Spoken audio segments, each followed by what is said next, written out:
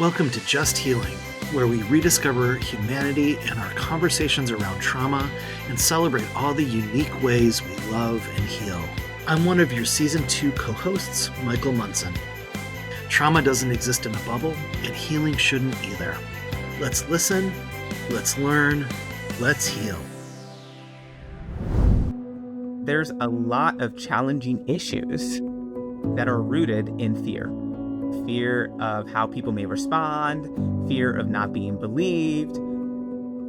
We need to try, as hard as it may be, to shift that fear into a place of love, to honor the person as the soul they are. Our goal is to see the humanity in each of us.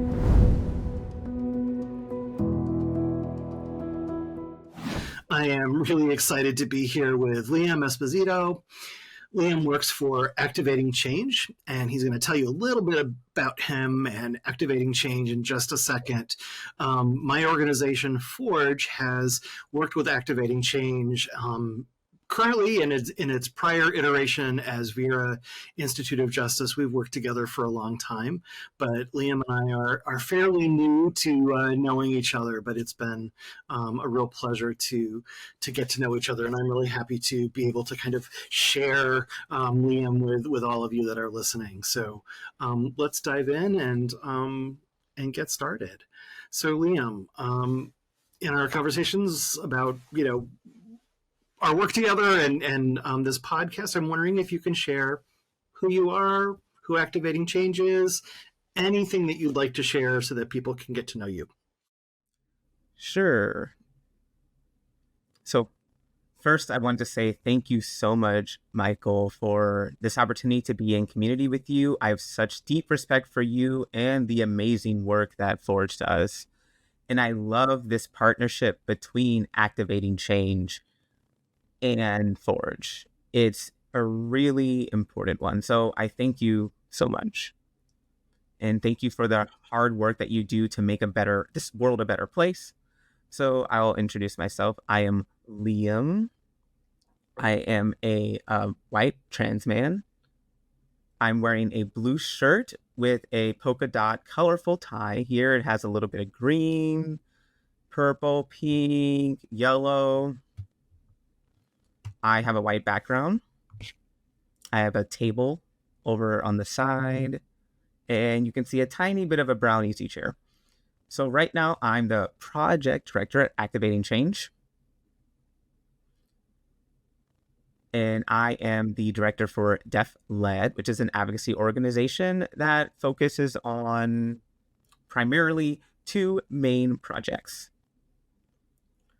One is called Deaf Action,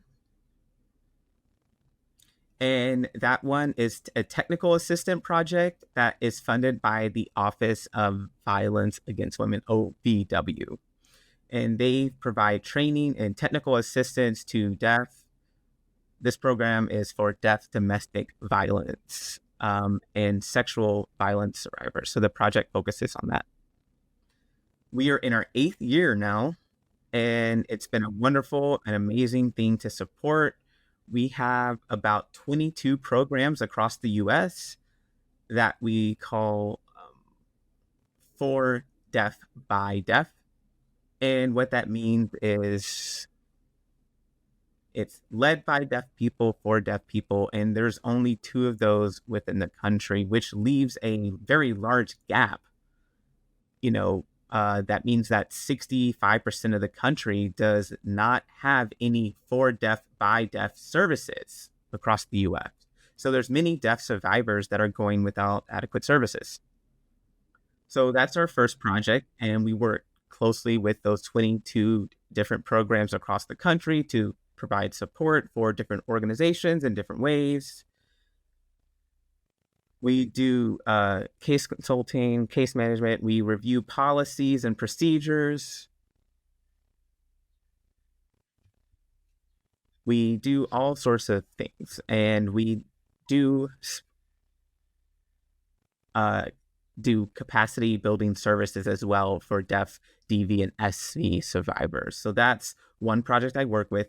The other project is new and very exciting. Is for deaf survivors, and it's called DSS. It's Deaf Survivor Services, and that funding is also from OBW. We have $5 million grant that we recently received in October, and that's been able us to set up the first national hotline, and it's a video hotline directly for deaf survivors. So what that means, Michael, as we were just, talking about the 65% of the country that is without services, geographically, we see those gaps within the Deep South, within the Midwest. Those are our two largest areas where we have a severe gap in services. So this new grant, this new project, will allow us to focus on how to close some of those gaps. And that is through being able to set up these virtual services. So we have a hotline, and this hotline is countrywide. And it's designed to focus on immediate crisis situations. So anything beyond that would not fall within the purview of the hotline services. So there's many deaf survivors that need access to services beyond the moment of crisis. And that is when the service line pops up. And that is an amazing, transformative, life-saving. And it's really been a better form of outreach for survivors in areas that don't have those services, or we can reach out to them through virtual services. And it's a very exciting time, Michael. And we have also been a part of that project where we go in and explore and try to establish more programming nationwide as well. So we are exploring the virtual approach, and we're also looking into setting up some more brick and mortar programming as well. So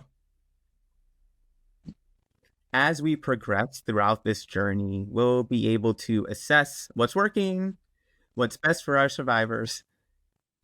So anyway, really, these are the main two projects that I'm working on with Activating Change. And I will tell you a little bit about Activating Change itself briefly. It's an organization that was set up in July of 22. But we're not new. We were actually part of the Vera Institute of Justice Center, and that worked on victimization and safety. And they were in that sector for close to 19 years before we broke off and became Activating Change. So there's many people from that center that have transitioned over to Activating Change, and we've also done some outside hiring of new individuals as well. And what we focused on with Activating Change is we are working to envision a space where we stop victimization, we stop criminalization, and we are able to institutionalization of people with disabilities. So that is very exciting work. And the program, I'm so very proud of my colleagues and all of their amazing work, and that what everyone's doing to really pave the way to get us in a place where we can have collective liberation and healing. Wow. I thought I had a good grasp on what Activating Change does and what you are doing. And you just shared so much more. So thank you for the details of both what your projects are, as well as, some of the history that I've been aware of the amazing folks that have broken off into what now is Activating Change. You did something that I forgot to do when we first started. So before I ask you another question, I wanted to go back and do a visual description because I forgot. So let me interject that, and then we'll do next question. So I am a white appearing, masculine, traditionally masculine looking person with a beard and glasses and short hair. I have a wild pink-ish shirt on. Liam and I were talking about what color this might be before. And behind me is a bandana that says trans joy. So thank you for prompting that reminder for me to do that as well. Okay. Let me ask you a couple of questions. You've really laid the groundwork in sharing what you do by sharing how few resources there are. So we're going to talk more about where those gaps are, and what we can do, what providers can do to kind of raise up their services as they should be. So why don't we talk a little bit about some of the new things that people might not know about, because this topic is, we're going to be talking about deaf survivors. We're going to be talking about survivors with disabilities, maybe neurodivergent clients, all who are male or masculine identified. So I'm wondering if we could start out by kind of talking about the umbrella language of when we say deaf survivors or survivors who are deaf. What does that mean? Who does that include? Same for folks with disabilities. Who are we talking about today?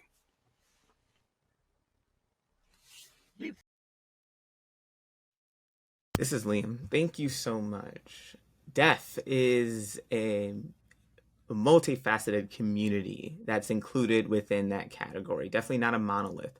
It's interesting because people who are not aware of the deaf community do assume that we are homogenous, and that is simply not true. There is so much beauty and variation within the community and within the culture of deafness. So, I'm deaf. I'm sorry, you have deafness, you have the deafblind community. Deafblind folks may use a protactile language. And that is a type of tactile communication that involves touching the hands. It also uses different parts of the body, such as the shoulders, the back. There's also a way to back channel using protactile. Now, sighted people who can look around the room and take in their surroundings, they can notice if someone's smiling or if there's some side conversations happening. So when you're using PT or protactile, you give that information through back channeling, which happens on that individual's back. You use two hands and you point to the various folks in the room. So you set up the positionality, you explain what that person is doing, whether they're laughing, maybe they're nodding their head. You can describe all of that through PT. So that's just one community within the deaf community. We also have deaf disabled folks who identified as deaf and disabled. We have deaf trans individuals. We have deaf immigrants, deaf Black folks. The list goes on and on and on. There's so many different intersections within the deaf community. So when we talk about deaf, the deaf community, when we use that word deaf, we're actually talking about many, many, many types of identities that are included within that term. So for example, people with disabilities such as intellectual disabilities, developmental disabilities. It could be maybe CP. Maybe they have a TBI, traumatic brain injury. The list goes on. There's all different types of disabilities. And then when we talk about neurodivergence, that could be ADHD, autism, dyslexia. It could be Tourette's, so many different types of identities that people have that are included within deaf disabled, and neurodivergence. Perfect. Thank you very much for sharing some of that breakdown. And hopefully, as people participate and take in this podcast, they're going to realize the complexity and, like you said, the beauty of our communities, our collective communities, that we aren't just one thing, we are many things. One of the things that you and I didn't overtly talk about ahead of time is some of the differences that some people like putting their identity first, some people like putting their personhood first. So, you know, I mean, I don't know. Do you want to give the example of what that language difference might be? So,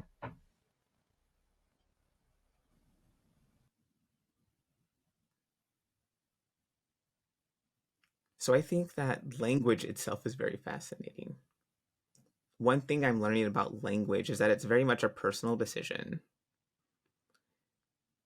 When we try to accommodate different communities, but at the same time, we have varied perspectives within those community spaces. So I really think that it's important for us to follow whatever is being asked of us within that space. So identity first, person first, really it can go either way. For me, the point is more connected to intentionality of that language and phrasing. Who is the audience? How are they using the language? And really, as long as you're coming from that space of intentionality, that you want to honor the audience and the people of that community, and you're using the language that they ask, then you're doing the best that you can do. And for the service providers that are listening, I know that at Forge we always talk about mirroring somebody's language. So if somebody says I'm a person with a disability, that's the language that we hope that the provider says. So like you said, it's the intentionality, but it's also respecting that person's language and how they use that, and all that respect of who people are. So thank you for sharing what some of those nuances are in how we use language. So people with disabilities tend to have higher rates of sexual violence and other forms of abuse. And you can correct me if that's not right, but that's been my understanding. And I'm also guessing that that's true for folks who are deaf or neurodiverse. So I'm wondering if you could share a little bit about either statistics or trends about sexual assault or sexual abuse within these identities or experiences. So within, deaf communities or within folks that are disabled or neurodiverse.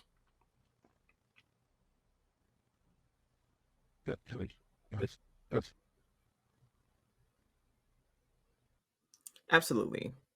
And thank you for asking that, Michael. I'll share a little bit about the statistics first. So the concept of numbers and statistics is really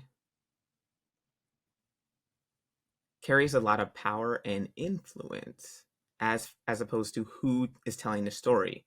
So it's a soft reminder that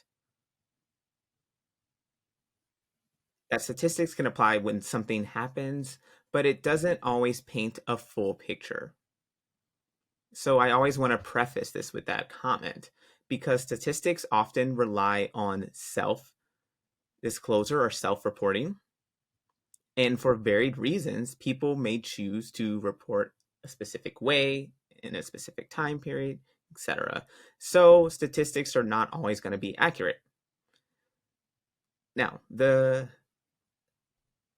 messaging from many different sources of research really do say that deaf people with disabilities experience sexual violence at a significantly higher rate than those who are not deaf or disabled.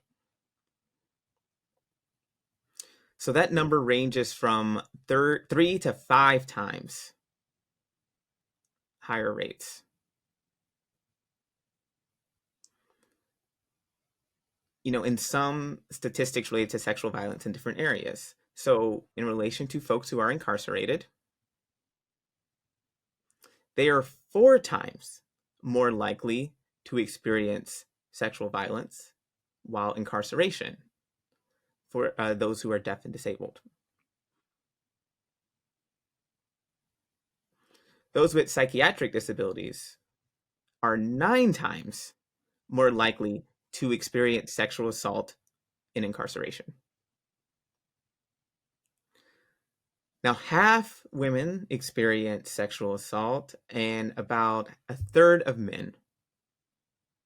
And the interesting thing about those figures is that one thing that we're seeing with the statistics, but then when I provide direct services,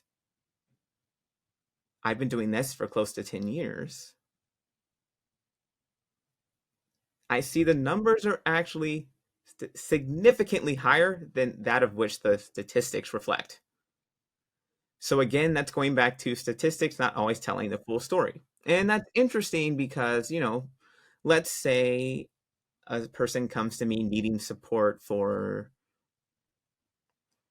they come to me needing support, so they start with us services and we initially connect them with DV support, but through working with them, we learn that they've experienced sexual violence as well. Maybe childhood sexual abuse or something like that. So that's an example of how the person who reports saying they didn't experience sexual violence, through the unpacking, we realize they actually did. So that's something that's very important to keep in mind. Another statistic is around 40% of trans folks experience sexual violence while incarcerated.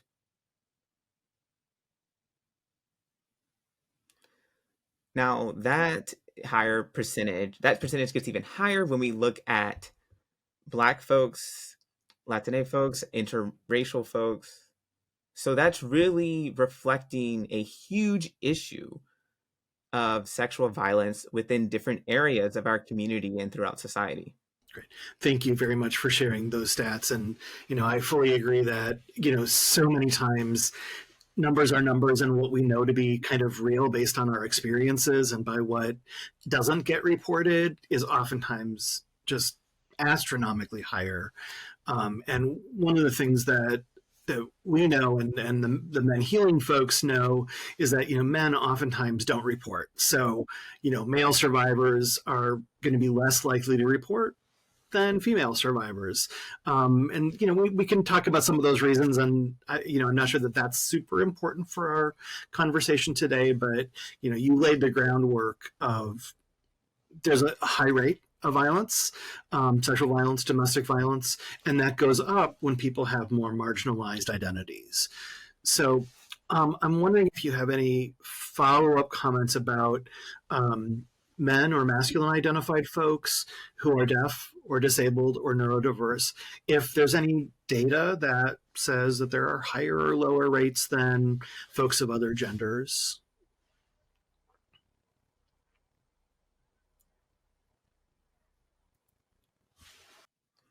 So again, when we talk about higher rates or statistics, yes, there are higher rates than that of which hearing boys and men experience. But one thing I want to share is, or at least give you an example of a situation that happened in the 1970s. It occurred in Wisconsin. It was at the Wisconsin School for the Deaf.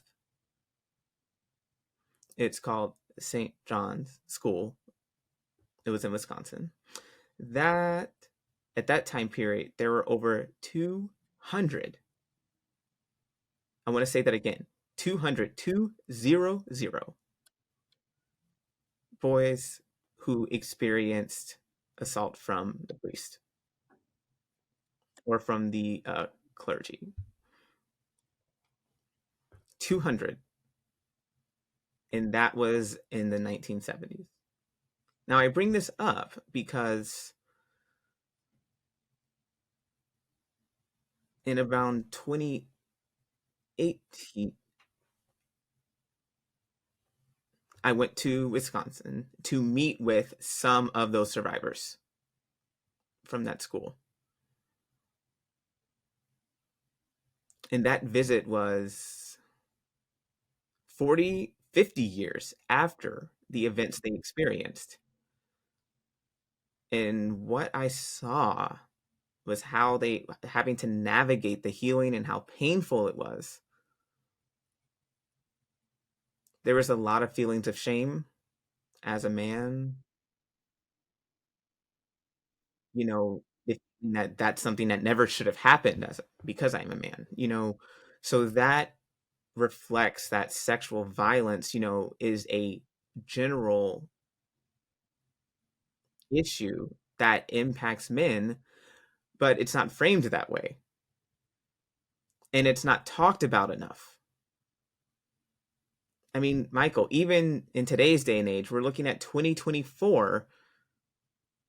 We've made so many great strides, and still society has a lot of work to do and a long way to go to really acknowledge the way sexual violence impacts men. Most definitely. And I think that's part of the reason that this podcast series is happening, is to reach people and remind folks of how often sexual violence is happening against men and male identified people, and how few resources there are, and what we can try to do as a culture, not just as providers or survivors, but as a culture, to transform and reduce shame and increase awareness, and make the world a little bit of a better place for people to live without violence. And that's tough. Yeah. It definitely is. And I believe that it's really critical to our movement to have these conversations. I think that that's the, first place to start. We are still very early on in these conversations, right? We're just at the beginning stages. And we also need to really address toxic masculinity in our society. We can't create a space for men or male survivors to feel comfortable, to feel safe, to feel supported, to be able to heal without addressing what is perpetuating these harms, what is perpetuating their silence, their fear of disclosure, and how they're navigating this. It will continue to happen unless we address the toxic masculinity and patriarchy and how society is designed based on white supremacy. We have all of these issues that are leading to fear that are so ingrained within our society. And so we can't begin to heal sexual violence unless we are willing to dismantle white supremacy, patriarchy, toxic masculinity. And that's where so many people don't want to go in our culture, right? Because it's like, oh, we just want to solve this problem, and we don't want to look at the structure that created this problem. And it's tough to work with folks that want to just stay in their lane and say, oh, we only want to look at sexual violence. We don't want to look at things like racism. We don't want to look at poverty. We don't want to look at homophobia. It makes it really hard to make those systemic changes. And as you were talking, I really appreciate you bringing up toxic masculinity, because I think so often in male survivors, that's taken on, right? I mean, we all live in this society that has toxic masculinity, that has patriarchy, that has racism, that has homophobia and transphobia. And so we all take it in, even if we want to push it away. So I'm curious what your thoughts are about how we can start to dismantle it culturally, but what do we do when we, as people, as part of that culture, take those messages in? That's an impossible question too, right?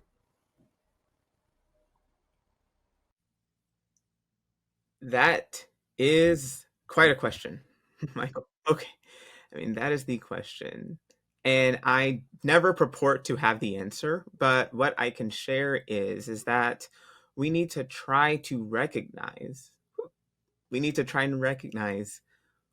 fear shows up.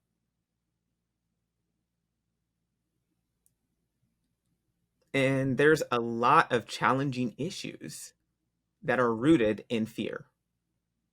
Fear of many different things. It could be fear of how people may respond, fear of not being believed, fear of this wasn't supposed to happen to me. So many layers of fear.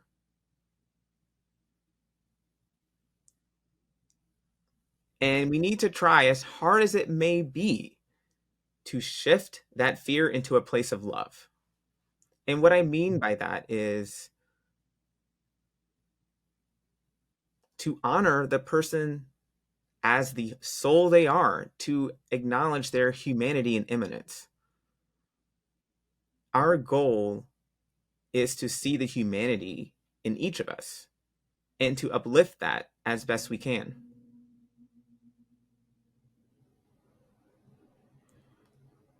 So I think keep speaking up, keep pushing, because that's part of the work. But another part of that work is looking in, each and every one of us. Michael, you, me, Liam,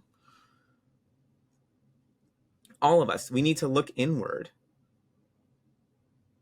and make sure that we are acting from a place of love, that we are responding from a place of love. And we need to ask, are we doing this from a place of fear or a place of love? Because every time we do something from a place of fear, we attach that underlying fear to whatever we're saying or doing. And when we do that, that underlying fear is what we project. When we do it from a place of love, what we put out is love. And so we have to learn, we have to educate ourselves, we have to push, we have to speak up, resist, but also we have to look in at ourselves as an individual and what we are contributing to the greater good of society as a whole in the ways that we can honor the love within each of us. So you made me cry um, in a good way. Thank you for what you just said.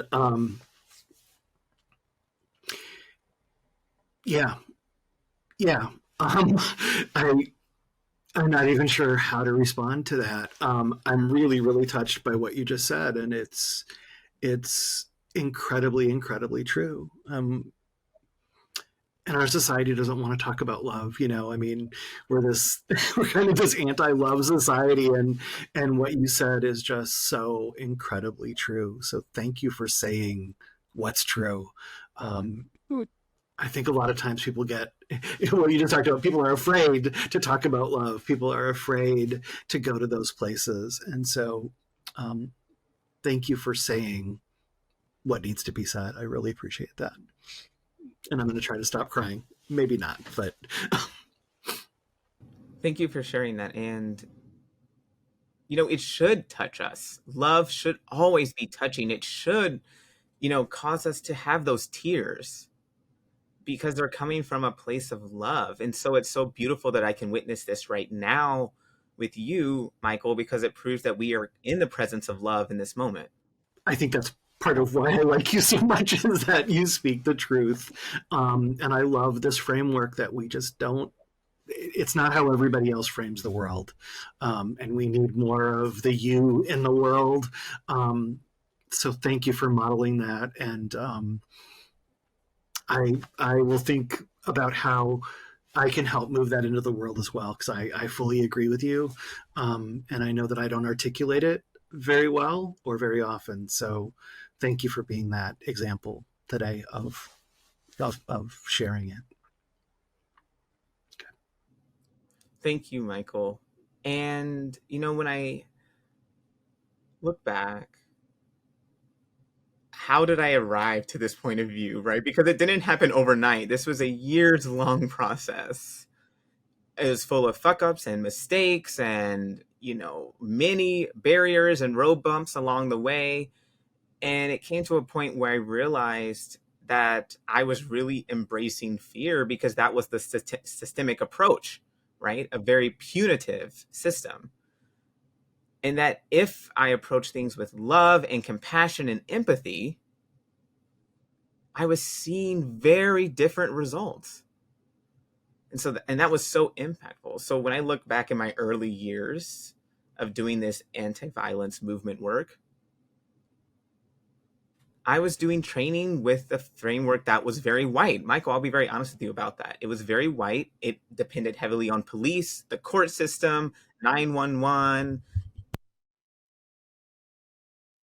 And it took me years before I realized that this approach was very harmful and that healing was really nowhere to be found.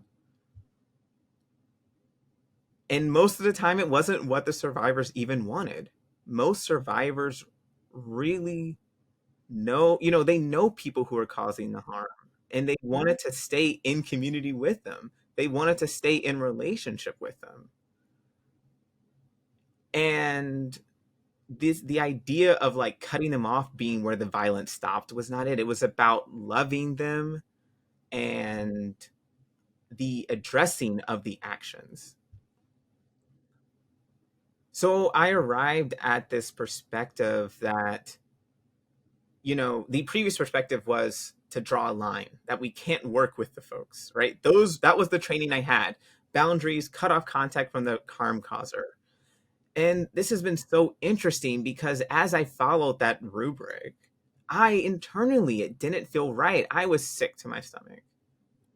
It never set right within my body, right? It caused a continuous feeling of this internal distress. And when I look back, that was truly my soul telling me, right? That of course, because this doesn't match who you are. This system doesn't match the love that you value.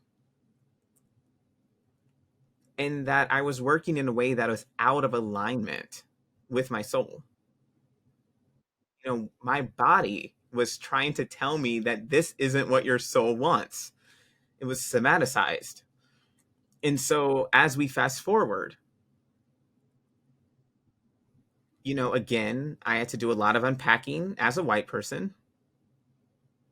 I had to unpack white privilege. I had to unpack what is white supremacy. I had to unpack how do I perpetuate these things. And as I moved through that, I was able to recognize that there are concrete ways in which I am perpetuating these problems. And there are concrete ways in which I can work to dismantle it. And I eventually realized that our work is not about this or that. It's not about survivor and person who caused harm. No, it's not in that binary.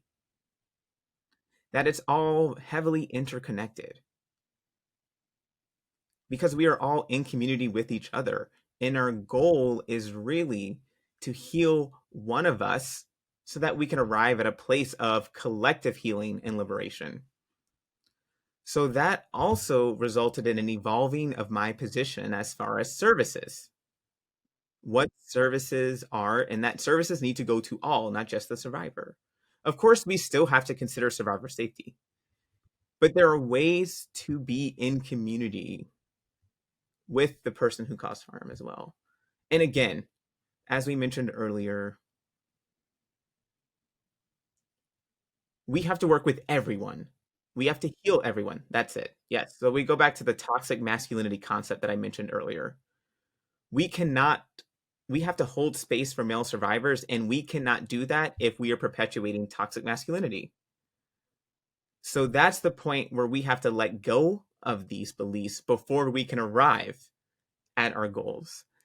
And that is where the work is. The work is in that uprooting, that dismantling, those things that don't serve us or the community, those things that don't serve our healing, those ideals and concepts that aren't rooted in justice, and move to the direction that does support uplifting the community.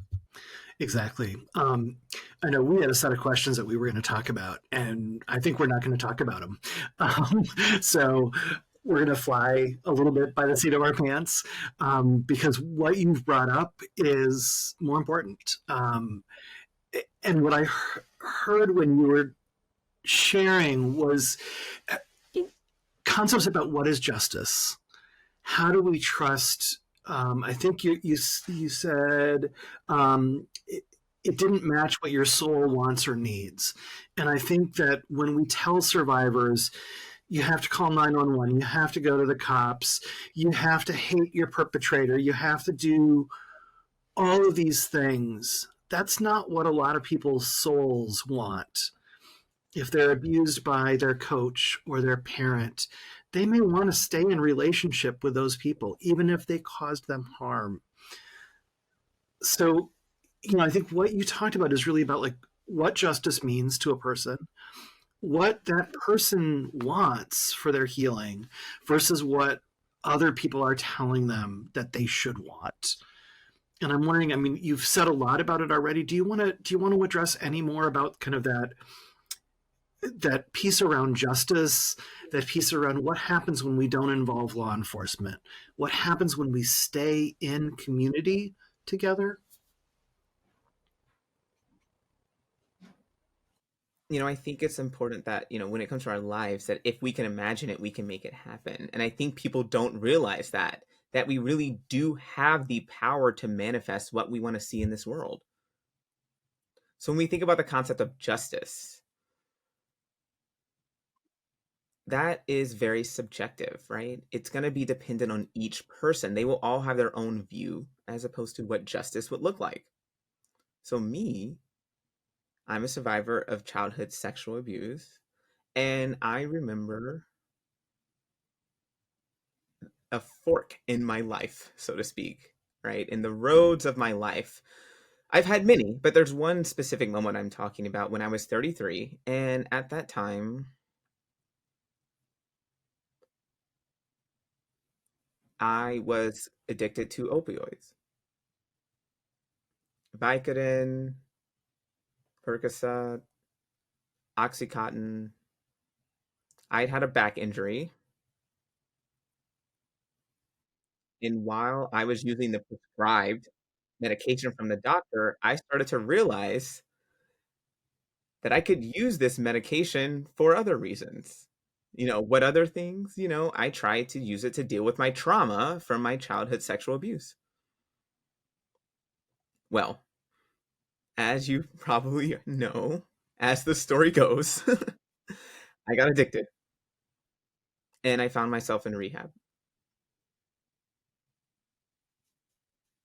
But, folks, you didn't have to convince me to go to rehab. I was ready, but I was terrified of what my family would do because I knew that going into rehab, they would ask me, why are you here? And I knew why I was there, but I wasn't sure if my family was ready for all of this, right? So it was years and years and years of me repressing that abuse and using pain medication to really numb my feelings. So I did end up addressing my family. My father was a person who sexually abused me when I was 3 till age 13. And my idea of justice was a family meeting. And this was actually before I even learned about restorative justice. This was way before I learned about this. I already had this vision in my own head, that I would have my father, my mother, my 3 siblings, we'd all be together and we would just chat. And my father said, yeah, yes, I did these things and I'm sorry. And that was my envision of justice. Now, in reality, I didn't get it at that. I didn't get it that way at that time, but it did come later. But the point, your question in relation to justice is really what is justice? It's going to look different for each survivor. But one thing I can say is that within my years of advocacy, working with death survivors, most of them do not want any sort of punitive outcome. Most do not want that. They don't want that because the system punishes folks in a way that they lose their jobs, then they don't have able income to support their family, and the impact is really a ripple effect on folks well past the person who caused harm. So what it looks like if we use a community-based approach is that it looks like healing and making opportunity for the community to learn how to navigate these conflicts in a healing way. and teaching that those tools will not just benefit this specific situation, but the community at large. And that's really a beautiful thing. So when we look at this framework of sexual violence and justice, we really need to use that approach and then apply it really to society at large. And I think doing that is a really beautiful thing. So when I look at my own healing in terms of the wounds that I have and those that I see within my own community, I see it healing other areas in the process as well.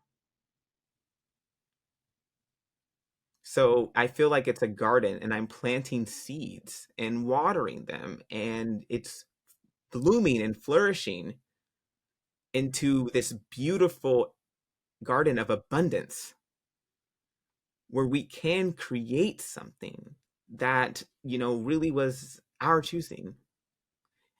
And so people struggle with what they can see, and people struggle when they can't see it.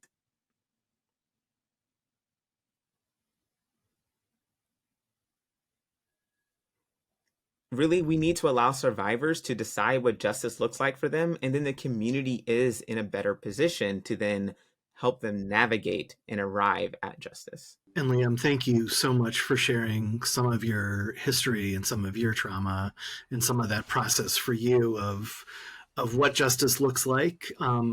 Sometimes, like you said, we don't get it when we want it. It doesn't always work out the way we ideally would hope, but sometimes it happens eventually. And I think having that a different model and trusting what we want, what we need for our own healing is so vital. And, as service providers, we can try to support what the survivors that we're working with want. As community members, we can support what that person wants and needs, because I think a lot of times within communities have the same ideas of you're supposed to do X, Y, and Z, when that's not really what that person wants.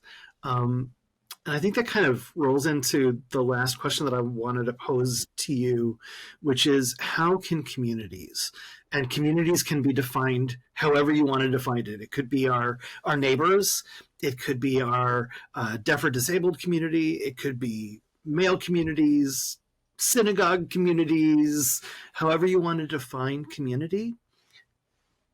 How can communities help in that healing, that collective healing process?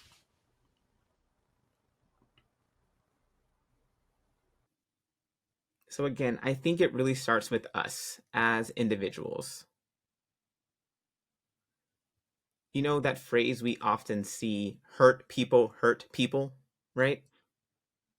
And through my work, you see folks who have experienced trauma or harm or violence, and sometimes they will then perpetuate that onto other people. But also, there is this phrase, healed people heal people. So, what that means is this is where we have to be mindful of the ways that we show up and the energy that we bring to that space. And again, I go back to love. Love, love, love. We need more love. We need it in that space. And if we bring love to that space, it will spread in a way that we can't even imagine. When I think about it, when I think of a community of people, everyone coming together, bringing different sources of love, it's mind-blowingly overwhelming. Whatever that is, but that, maybe it means how people communicate with each other. What that looks like would be very different. It means how people make decisions together would be very different. The actions themselves would look very different than if we don't approach things from a space of love. So what can we do, right? Well, first of all, our top priority, is to just say hello, dive in head first, and start doing that unpacking. Go through your stuff, unpack those pain points, and remove what no longer serves you, and embrace the support and the vision of where you're going.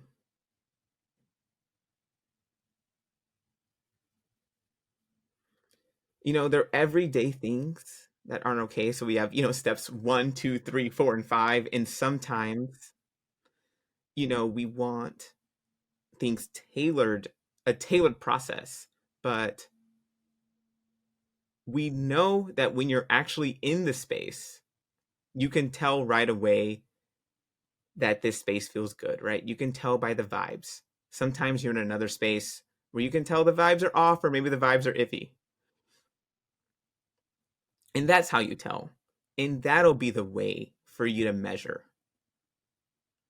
on your journey to arriving to a space of love. That is an absolutely perfect place for us to close today. Really beautiful place for us to close.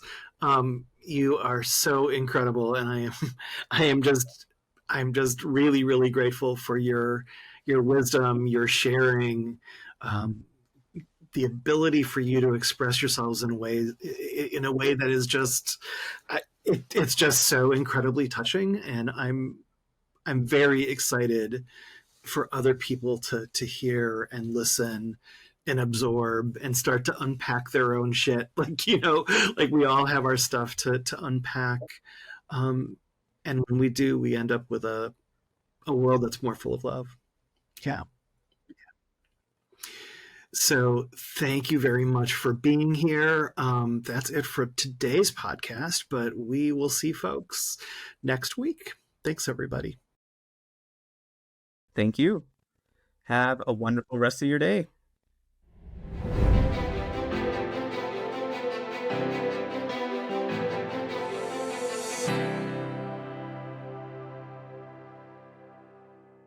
Thank you for joining us for this episode of Just Healing. Join us for new episodes throughout 2024, where we will continue to spread messages of hope and healing, and welcome Just Healing's 2 other new co-hosts, Dr. Greg Kaysen and Jace Barron. It's going to be an exciting year. And remember, you are worthy, you are loved. Trauma doesn't define any of us. Healing is possible, and it's a collective journey. This podcast was produced by Dr. Deborah and me, Michael Munson, in collaboration with Men Healing, a national nonprofit organization dedicated to helping provide accessible resources and community for any male or masculine identifying individual who has experienced sexual harm. You can donate, check out our healing events, videos, and other resources at menhealing.org. If you or someone you know has been a victim of or experienced sexual harm and you need to talk to someone, RAIN can help. Call their National Sexual Assault Hotline to speak with a trained staff member who can provide you with confidential crisis support. It's free, it's confidential, and it's available 24/7.